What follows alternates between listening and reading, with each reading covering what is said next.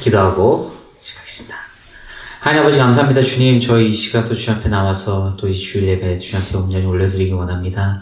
아버지 계속해서 정말 주님의 이름을 정말 저희가 높일 수 있는 저희를 되게 하여 주셨고, 저희가 어디까지나 정말 주님 앞에서 먼저 오실 또 주님을, 또 그 뒤에 오실 또 주님을 예배하는 자가 되어서 준비하며 주 앞에 나오시는 저희들에게 하여 주십소서. 감사드리며 예수님의 이름으로 기도드렸습니다. 아멘.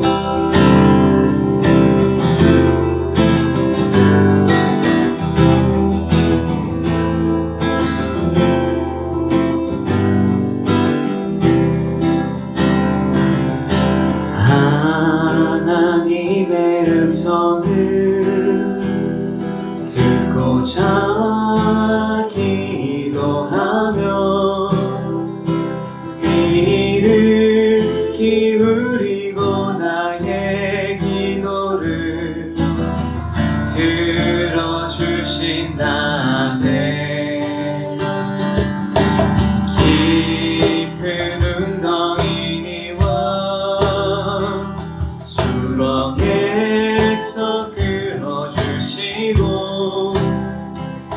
나의 발을 반석 위에 세우시사 나를 튼튼히 하셨네. 새 노래로 부르자 라라라. 하나님께 올릴 찬송을 새 노래로 부르자. 하나님 사랑을 주를 의지하고 교만하지 않으며 거짓에 치우치지 아니하며 복이 있으리라. 여호와 나의 주는 크신 권능의 주라. 그의 크신 권능으로 우리를 사랑하여 주시네. 새 노래로 부르자 라라라. 하나님께 올릴 찬송을 새 노래로 부르자. 하나님 사랑을 새 노래로 부르자 라라라. 하나님께 올릴 찬송을 새 노래로 부르자. 하나님 사랑을 새 노래로 부르자 라라라. 하나님께 올릴 찬송을 새 노래로 부르자. 하나님 사랑을 새 노래로 부르자 라라라. 하나님께 올릴 찬송을 새 노래로 부르자. 하나님 사랑을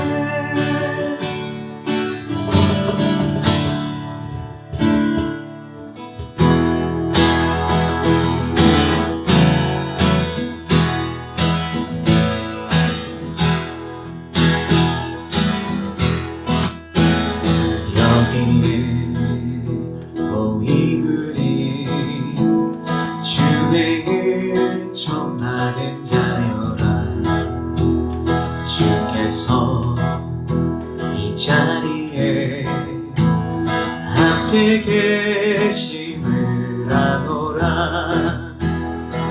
언제나 주님만을 찬양하며 따라가리니 시험을 당할 때도 함께 계심을 믿노라. 이 믿음 너무 크세라. 주가 지켜주신다. 어두운 밤에도 주의 밝은 길 인도하여 주신다. 주님이 뜻하시니 헤아리기 어렵더라도 언제나 주들 안에 내가 있음을 아노라. 사랑의 말씀들이 나를 또 새롭게 하니 때로는 넘어져도 죄의 승리를 얻더라. 이 믿음 너무 크세라. 주가 지켜주신다. 어두운 밤에도 주의 밝은 빛 인도하여 주.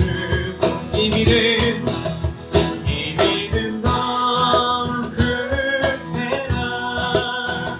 주가 지켜주신다. 어두운 밤에도 주의 밝은 빛 인도하여 주. 주의 뜻 이루어지는 날까지 믿음 더욱 크세라.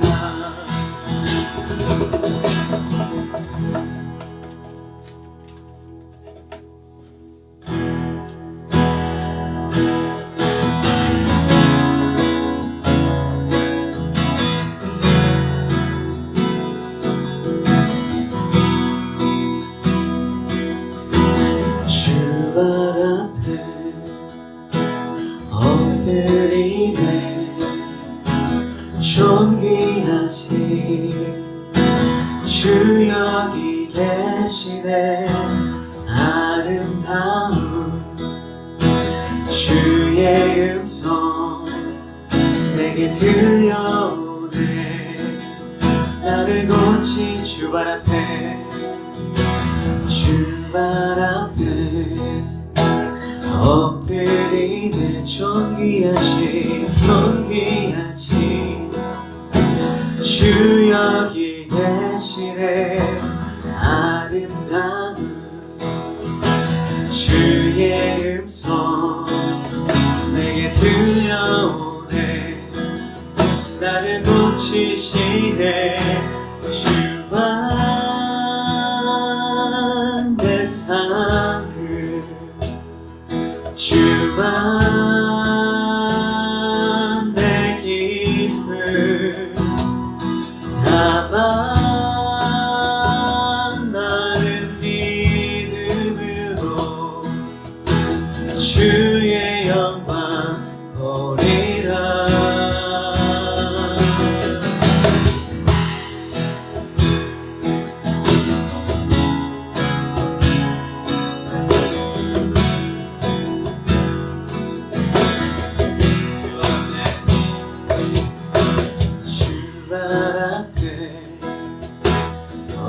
엎드리네.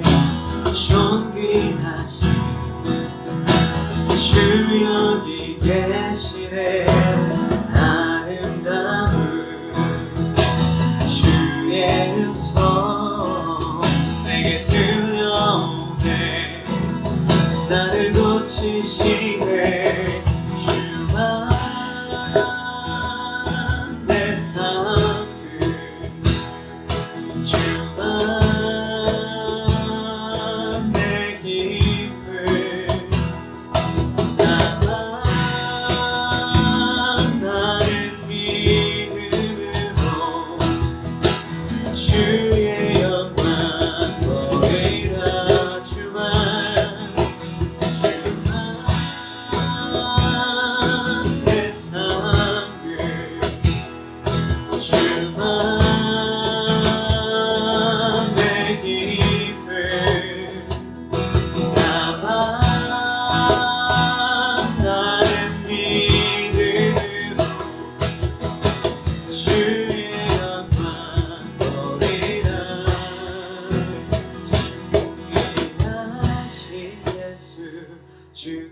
속한 영광 나는 믿음으로 보내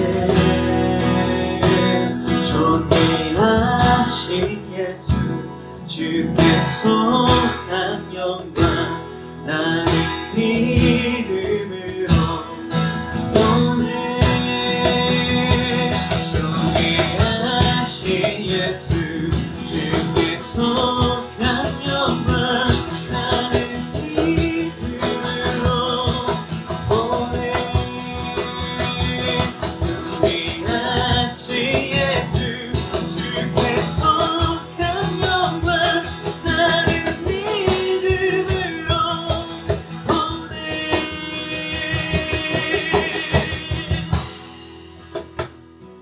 주만 내 상급 주만 내 기쁨 다만 나는 믿음으로 주의 영광 보리라 주만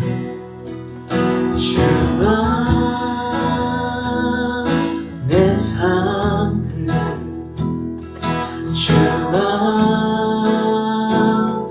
내 기쁨 다만 나는 믿음으로 주의 영광 보리라. 주님, 우리 이 시간 정말 온전히 주님의 영광을 바라보며 나올 수 있는 저희들 되길 바랍니다. 주님, 저희의 뜻이 먼저가 아닌 아버지 정말 저희 삶에 저희가 원하는 대로 저희 욕심대로 살아가는 것이 아니라 아버지 온전히 주님의 영광에 비춰지는 삶, 그것을 예비하고 준비할 수 있는 그런 삶, 아버지 그런 삶을 저희 예남이들 또 저희 모두들 정말 바라보며 나오시는 저희들에게 하여 주시옵소서. 이 예배 가운데 계속해서 함께 하여 주시고 더욱더 주님을 바라며 더욱더 주님과 함께하며 깊이 교제하며 나오시는 귀한 시간 갖게 하여 주시옵소서. 감사합니다. 주님 찬양합니다. 모든 말씀 예수님의 이름으로 기도드렸습니다.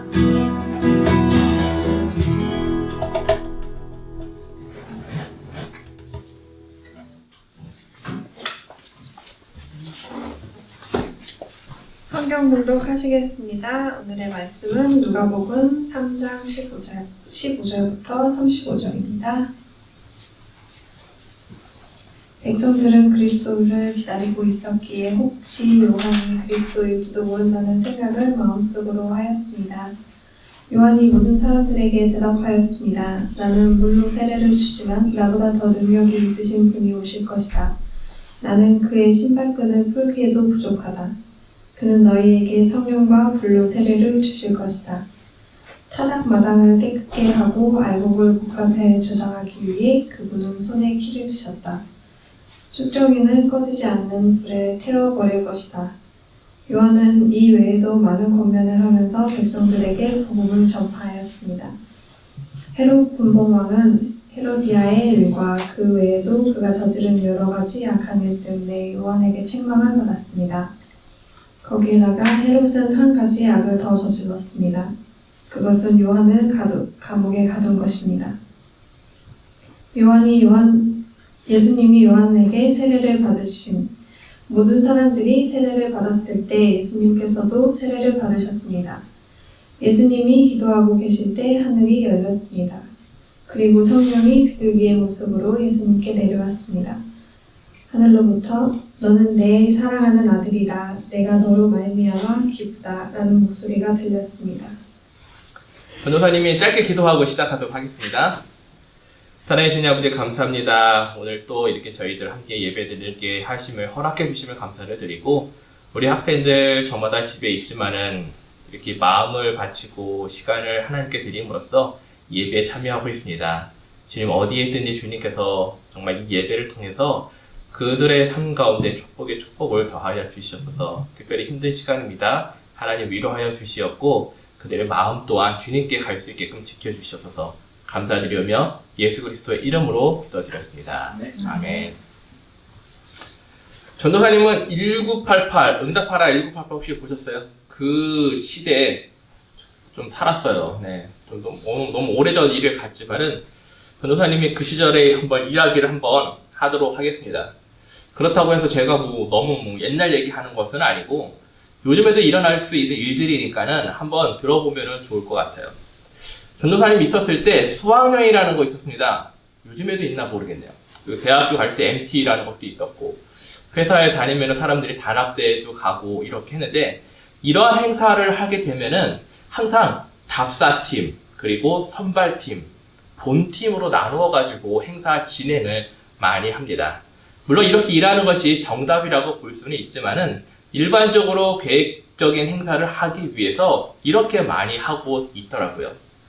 또 이 중에서 답사팀에 대해서 한번 이야기를 해볼게요. 답사팀은 어떻게 해요? 인터넷으로 행사 장소가 어떤지 그림으로만 보고 사진으로만 보다가 이제는 우리가 계획한 행사 취지에 맞는지 맞는 장소인지 알아보기 위해서 직접 그것을 방문을 하죠. 그때 답사팀이 하는 일들이 뭡니까? 바로 행사에 주관하는 그 대표자로서 그들이 먼저 가서 행사에 적합한 장소를 다시 한번 체크업을 미리 해보는 것이죠.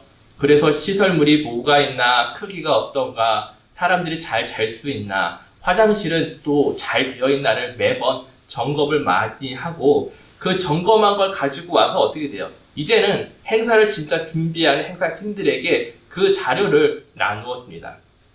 그리고 당일날 어떻게 해요?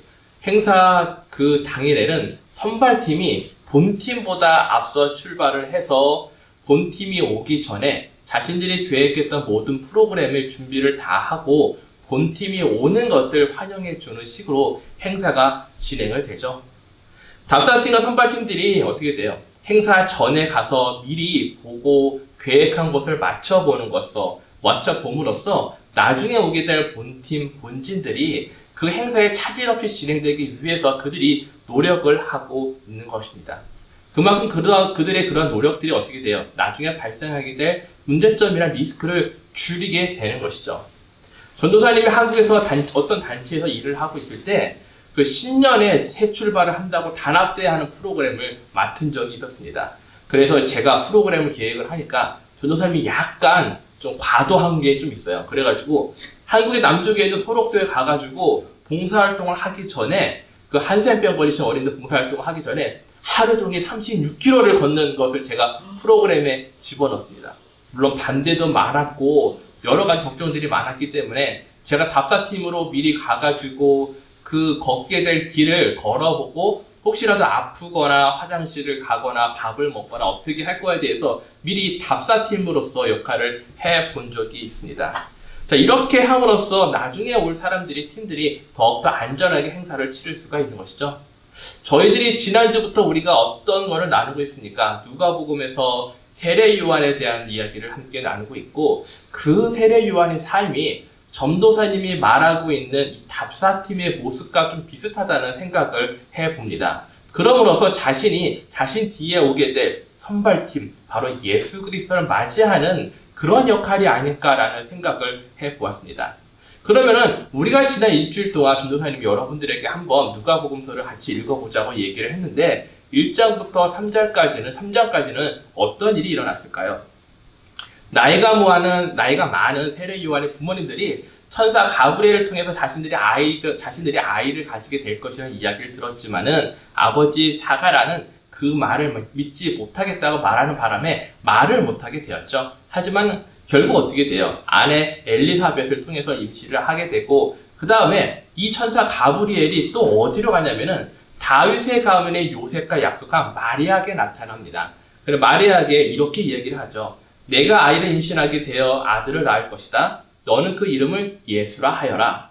라고 말을 했죠. 그리고 마리아는 자신이 아직 처녀이기 때문에 결혼하지 않기 때문에 어떻게 내가 아이를 낳을 수 있습니까? 라고 이야기를 하지만은 하나님의 놀라우신 일들이 이루어질 줄을 믿고 따르는 그 모습을 볼 수가 있습니다.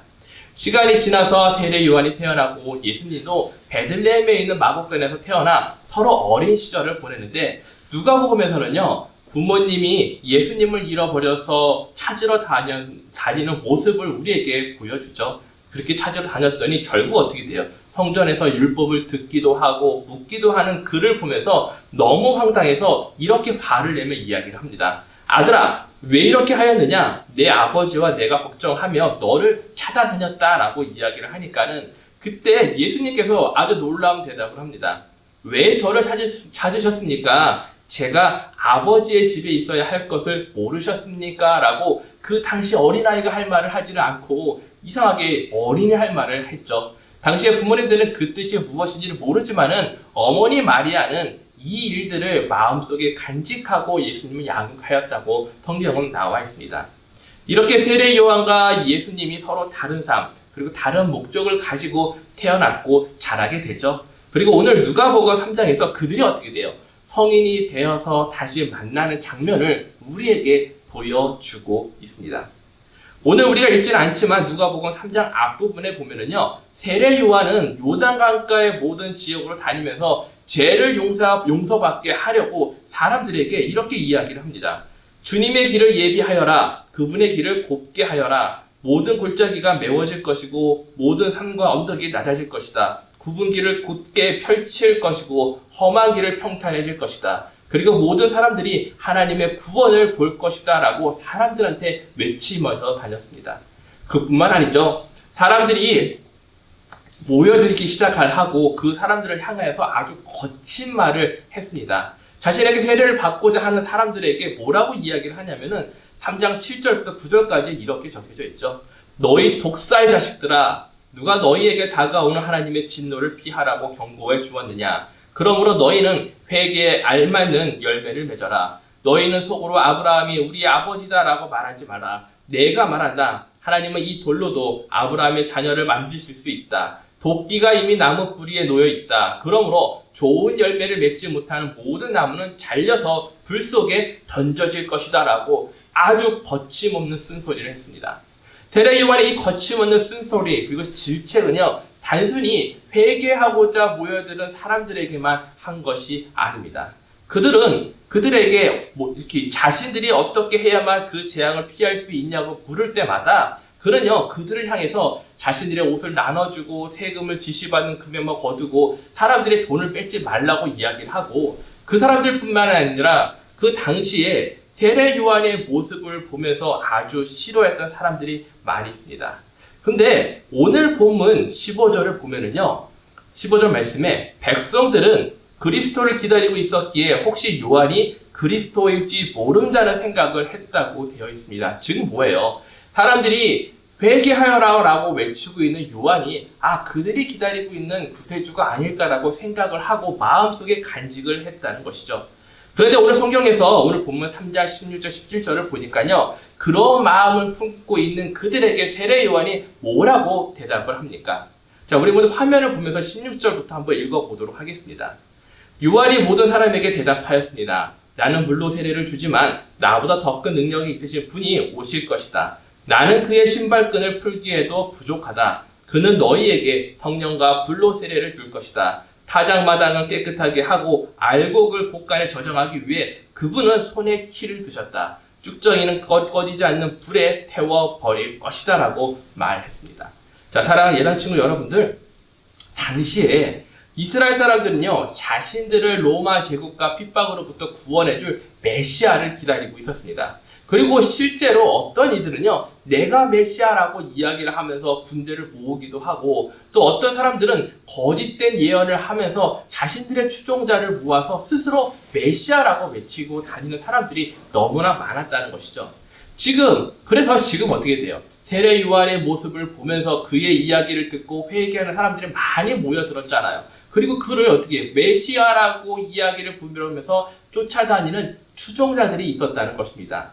그렇기 때문에 세례 요한이 이전에 자신이 메시아라고 부르던 사람들처럼, 거짓된 메시아라고 부르던 사람들처럼 그 스스로도 마음만 먹으면 자신을 따르는 추종자들과 함께 스스로 메시아라고 말하면서 활동을 할 수도 있었을 것입니다. 저는요, 오늘 친구들이 이 부분에 대해서 좀 자세히 생각해보고 보았으면 좋을 것 같아요. 지금 세례 요한이 가지고 있는 갈등은요, 자신이 부모님이 제사장이잖아요. 아주 높은 지위에도 불구하고 지금 자신이 광야에서 미친 사람처럼 사람들에게 회개하라고 외치고 있는 모습, 즉 외적인 그런 갈등만을 보는 게 아니라 그 내면적인 갈등을 보면은 자신에게 주어진 하나님의 말씀을 믿고 따르며 자신의 뒤에 올 진정한 메시아를 예비하는 자의 역할을 끝까지 감당하기 위한, 즉 겉으로는 보이지 않지만 그 믿음의 신념을 갖고서 내적인 갈등을 겪고 있다는 것이죠. 그러한 싸움을 하고 있다는 것입니다. 이처럼 우리들은요, 매년 새해가 되면은 사람들이 마음속에 늘 갈등을 겪습니다. 특별히 코로나 시대를 살아가고 있는 우리들에게 더욱더 많은 고민과 갈등이 존재할 수밖에 없는데요. 3학년이 되는 친구들은 어떻게 해요? 지금부터 학교 성적과 그 다음에 교회 활동 같은 모습을 신경을 쓰면서 대학교 준비와 SAT 준비를 해야 되고, 4학년 친구들은 이제는 원서 넣은 대학교들이 어떻게 이제는 결과가 나올지를 또 준비해야 되는 그런 입장일 것입니다. 그렇게 초조한 시간을 보내고 있을 것입니다. 그리고 이러한 과정 속에서 우리들은 늘 어떻게 돼요? 외형적으로 나타나는 갈등도 있지만은 이보다 눈에 보이지 않는, 다른 사람이 눈치채지 못하는 나만의 내적 갈등이 있다는 것이죠. 그리고 그것은 다른 사람들이 알아주지 않기 때문에 때때로 어떻게 돼요? 나 혼자만의 힘듦이 될 수도 있을 것입니다. 무엇보다도 저와 여러분들처럼 크리스찬으로 살아가면서 가지는 갈등이 있죠. 세례요한과 같이 세상이 나에게 주는 이익, 성공, 그리고 권력이라는 것과 하나님이 나에게 주시는 마음을 간직하면서 나아가는 믿음 사이의 갈등이 우리에게 존재한다는 것입니다. 여기에 중학교 2학년 학생이 쓴 글이 있는데요. 여러분들과 함께 나누어보고 싶어서 한번 가져왔습니다. 제가 한번 읽어보도록 할게요. 제가 교회에 다니는데 교회에 빠진 날이 많습니다. 왜냐하면 일요일마다 인천에 있는 친할머니 댁에 갑니다. 맨날 가는 것이 아니라 한 달에 일요일이 4번 있으면 한 2번 정도 가야 하는데 그때마다 교회에 못 나가게 됩니다. 또 친할머니 댁에 안 가는 날에는 부모님들과 어디 갈 때도 있어서 한 달 내내 교회에 빠진 적도 있습니다. 그리고 시험 기간이 되면 첫 주 일요일에는 갈 수 있다고 해도 그 다음에는 공부를 해야 하므로 빠지게 됩니다. 이런 식으로 반복을 하다 보면 자꾸 빠지는 날이 많이 늘게 되고, 교회는 하나님을 찬송하고 예배드리고 하나님을 믿는 사람들의 모임이라는 것을 저도 잘 알고 있습니다. 하지만 교회에 가야 한다는 것을 알고 있지만 시간도 안 되고 정말 어떻게 해야 할까요? 그리고 교회 안 가면 죄를 짓는 건가요? 그냥 집에서 가족들끼리 예배드리면 안 되는 건가요? 라고 하면서 정말 모르겠다고 이렇게 글이 올라온 걸 제가 한번 보았습니다. 저는 지금 방금 나눈 학생들의 이러한 고민들이 아마 예당 친구들이 지금 하고 있는 고민들 한 번쯤 해봤을 만한 고민이라고 생각을 합니다. 물론 우리가 지금의 시기에 겪고 있는 갈등이 성경에 나오는 세례 요한이 겪고 있는 갈등과는 좀 차이는 있겠지만은 내 자신의 믿음과 세상 사이에서 벌어지는 그 이야기들, 갈등은 그 크기와 깊이는 다르겠지만 비슷하다는 생각을 해보게 됩니다. 그러면은 이러한 갈등 속에서 세례 요한은 그들, 즉 세상을 향하여 오늘 과연 뭐라고 외쳤을까요? 말씀을 보면은 나는 물로 세례를 주지만 나보다 더 큰 능력이 있으신 분이 오실 것이다 라고 그는 외치었습니다. 그의 외침은요, 나의 역할이 무엇이며 무엇을 해야 하는지를 아주 분명하게 알림과 동시에 자신을 향하여 메시아라고 생각하는 그들의 속삭임과 유혹을 이겨내는, 깨뜨리는 그런 결단의 외침이었습니다. 저는 이러한 외침이요, 저와 여러분들에게 있기를 바랍니다. 내 마음속에 교회에 가야 한다는 것을 알지만 시간도 안 되고 정말 어떻게 해야 할까요? 그리고 교회 안 가면 죄 짓는 건가요? 그냥 집에서 가족들끼리 예배 드리면 안 돼요? 라는 마음의 갈등이 생길 때마다 우리 스스로 나는 예배를 드리는 사람이다 라고 한번 외칠 수 있는 용기가 내 마음속에 있어야 된다는 것이죠. 세례 요한이 자신을 가리켜 그리스도의 신발끈도 감당하지 못할 자라고 겸손히 고백을 하는데, 당시 사회에서요, 주인의 신발끈을 풀어주고 관리하는 것은 누가 하는 일입니까? 바로 노예들의 몫이기 때문에 지금 그가 얼마나 스스로를 낮추고 겸손하게 하여 나아가고 있는지를 우리가 볼 수가 있습니다. 다시 한번 말씀드리지만 세례 요한이요, 노예 같은 신분이 아니시죠. 그들의 부모님은 제사장이고 그 신분이 아주 사회적으로 높습니다. 따라서 존경받을 만한 집안임에도 불구하고 자신 스스로 그렇게 겸손히 나아갈 수 있는 이유에 대해서 오늘 본문 16절 말씀에서 우리가 그 답을 한번 찾아볼 수가 있습니다. 제가 16절을 한번 읽어보도록 하겠습니다.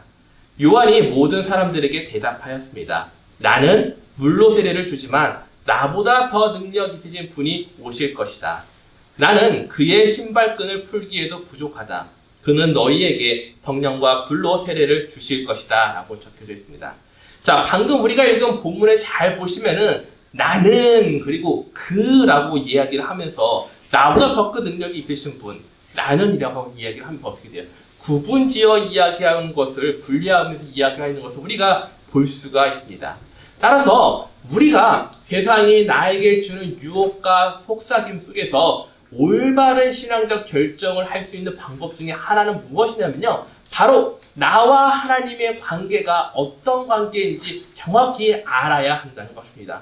물론 앞에서 나눈 중학생의 이야기처럼 공부도 가야 되고 친척집에도 가야 되고 친구들과 놀아야 되는 등 여러 가지 상황 속에 있는 그 속에서 우리들이 예배드리는 것이요 쉽지 않다는 것을 제가 잘 알고 있습니다. 그러나 전도사님 말하고 싶은 것은 무엇이냐면은 그러한 상황 속에서 우리들 스스로가 과연 세례 요한처럼 외치고 있느냐는 것이죠. 여러분들이 그런 상황 속에서 오늘 예배드리는 날이기 때문에 저는 그 시간에 갈 수가 없습니다. 혹시 예배가 끝나고 갈 수 있을까요? 라고 부모님이나 자신의 친구들에게 말해볼 수 있는 용기 아니면 그런 외침을 해보았냐는 것입니다. 제가 그 말을 하기가 쉽지 않다는 걸 알고 있고 그게 여러분들한테 정말 무거운 부담인 거를 충분히 이해를 하지만 여러분들이 지금 알아야 될 것은 무엇이냐면은 나는 하나님께 예배를 드리는 자, 즉 나와 하나님의 관계를 우리가 분명히 알고 있다면요. 내가 그 믿음을 가지고 내가 지금 맞서고 있는 두려움과 세상의 유혹들을 향해서 내가 외칠 수 있다는 것입니다. 저는 사랑하는 예담 친구들이 세례 요한의 관여에서 세상을 향해서 외친 것처럼 세상을 향하여 내가 믿는 예수님이 어떤 분이신지 외치는 여러분들이 되어보기를 바랍니다. 다시 성경 본문을 보면 이제 어떻게 돼요? 세례 요한이 이러한 외침은 단순히 자신에게 세례를 받기 위해 모여든 사람들에게만 국한되지 않고 다른 이에게도 권면하고 하나님의 말씀을 전했다고 되어 있는데 당시에 있던 헤롯 왕의 악한 일들을 책망하였다가 결국 감옥에 가기도 한다고 성경은 말하고 있죠. 하지만 이런 어려움 속에서도 그가 외치는 것을 중단한 것이 아니었습니다. 그의 외침은 계속되었고 어느 날 사람들이 세례를 주고 있을 때 누가 나타나죠? 바로 우리가 오늘 만날 분 예수님이 오셔서 세례 요한으로부터 세례를 받게 되는데 오늘 본문 21절 22절 말씀을 보면은 그때 무슨 일이 일어나는지 이렇게 적혀져 있습니다. 다 함께 화면을 보면서 읽어보도록 하겠습니다.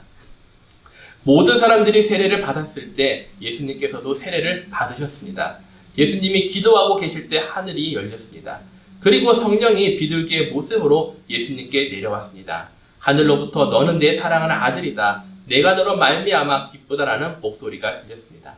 사랑하는 예단 친구 여러분들, 예수님이여 세례를 받자 무엇이 예수님께 내려왔다고 성경은 말하고 있나요? 오늘 말씀을 자세히 보면은 성령님이 비둘기 같은 형체의 모습을 하고 내려오고 하늘에서는 너는 내 사랑하는 아들이다. 내가 너로 말미암아 기쁘다라는 목소리가 들렸다고 되어 있습니다. 어쩌면 우리 친구들이요 성령에 대해서 잘 이해가 조금 어려울 것 같아요. 하지만 성경에 보면은 하나님께서 이 세상에서 그의 모습을 드러낼 때에 천사나 불 그리고 서로 다른 모습으로 우리들에게 나타나는 장면이 있습니다. 그리고 오늘 본문에서는 비둘기 같은 형체로 보이신 거죠. 어쩌면 노아 홍수 이후에 비둘기를 통해서 새로운 새 땅을 하나님께서 예고하신 것처럼 이제 새로운 시대에 오실 예수 그리스도의 오심을 이 비둘기 형체를 통해서 우리에게 알려주시지는 않았나라는 생각을 해봅니다. 그리고 나서 너는 내 사랑하는 아들이라 내가 너를 기뻐하노라라는 소리는요. 어디서 나왔냐면은 바로 이사야 선지자가 이사야서 42장 1절에서 내가 붙드는 나의 종을 보아라. 그는 내가 선택한 사람이며 내가 기뻐하는 사람이다. 내가 내 영을 그에게 주었으니 그가 모든 민족에게 정의를 베풀 것이다 라고 예언한 그 말씀이 성취되었다는 것이죠. 여자 친구 여러분들, 지금 우리가 살아가고 있는 세상을 한번 생각해 보시기 바랍니다.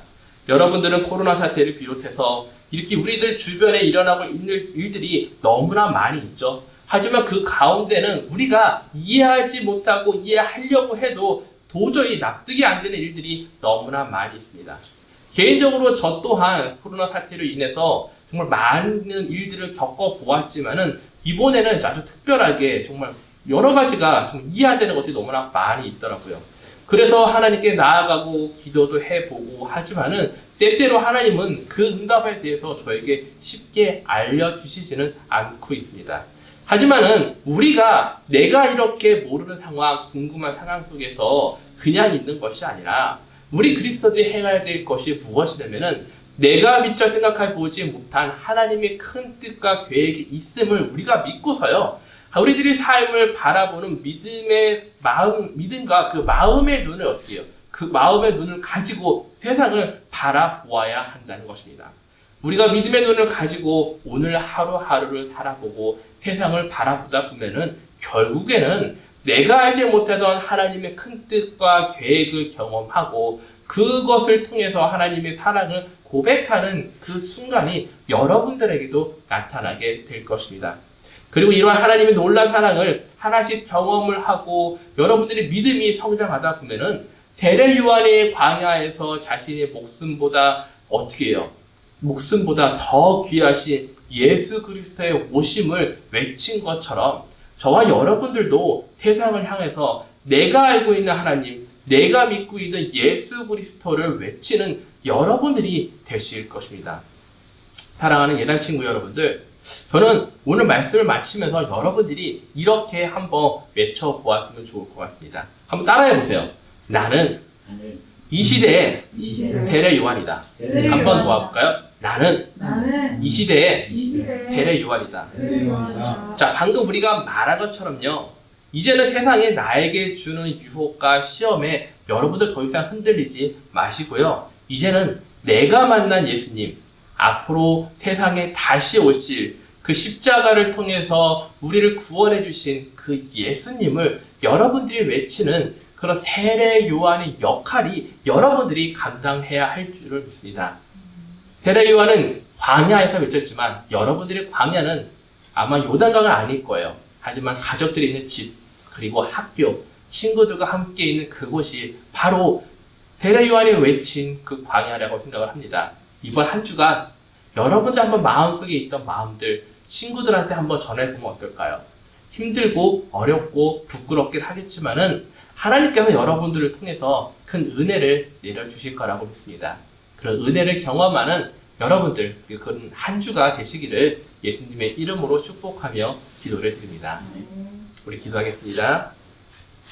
사랑해 주님 아버지 감사합니다. 오늘도 주님 하나님 말씀으로 지켜주시고 특별히 오늘 세례 요한이 광야에서 예수님 오시는 그 길을 예비한 것처럼 우리 친구들이 내가 지금 살고 있는 이 땅 가운데 있는 광야에서 하나님의 오심을 친구들에게 외치는 그런 세례 요한과 같은 사람들이 될 수 있게끔 주님 인도하여 주시옵소서. 때때로 부끄럽고 때때로 내 마음이 용기가 나지는 않지만 하나님께 의지하고 나가다 보면은 우리들의 외치는 소리에 다른 친구들이 회개하며 예수님께 다시 나아오는 그 귀한 시간을 우리가 경험하게 될 줄을 믿습니다. 우리 친구들 지금 어려운 가운데 있습니다. 하지만 주님께서 붙잡아 주시고 이끌어 주셔서 이 중요한 시기에 하나님이 정말 계획하신 큰 놀라운 뜻을 경험하는 소중한 시간이 될 수 있게끔 인도하여 주시옵소서. 감사를 드리오며 우리 주 예수 그리스도의 이름으로 기도드렸습니다. 아멘. 자, 광고하겠습니다. 오늘 지난주에 저희가 이제 1장부터 누가복음 지금 3장 말씀 이제 거의 마지막 부분까지 했는데 다음 주에는 한 5장까지 읽으면 좋을 것 같아요. 5장까지 읽어주셔서 6장 한번 말씀 나눌 텐데요. 그때까지 계속 읽어주시고 준서가 이제는 대학교 이제는 준비 다 마치고 다시 한국으로 돌아가요. 그래서 우와. 아마 몇 주 안으로 돌아가는 걸로 알고 있는데 22일날 간다고 합니다. 22일날 간다고 하는데 그 전에 한번 전도사님이 영상으로 한번 만나볼 수 있는 한번 기회를 만들어 보고 여러분들 카톡 연결해가지고 한번 서로 이야기하면 좋을 것 같아요. 자, 우리 그러면 주기도 모드로 예배를 마치도록 하겠습니다. 하늘에 계신 우리 아버지여, 이름이 거룩히 여김을 받으시오며 나라의 임하옵시며 뜻이 하늘에서 이룬 것 같이 땅에서도 이루어지이다. 오늘날 우리에게 일용할 양식을 주옵시고 우리가 우리에게 죄 지은 자를 사하여 준 것 같이 우리 죄를 사하여 주옵시고 우리를 시험에 들게 하지 마옵시고 다만 악에서 구하소서.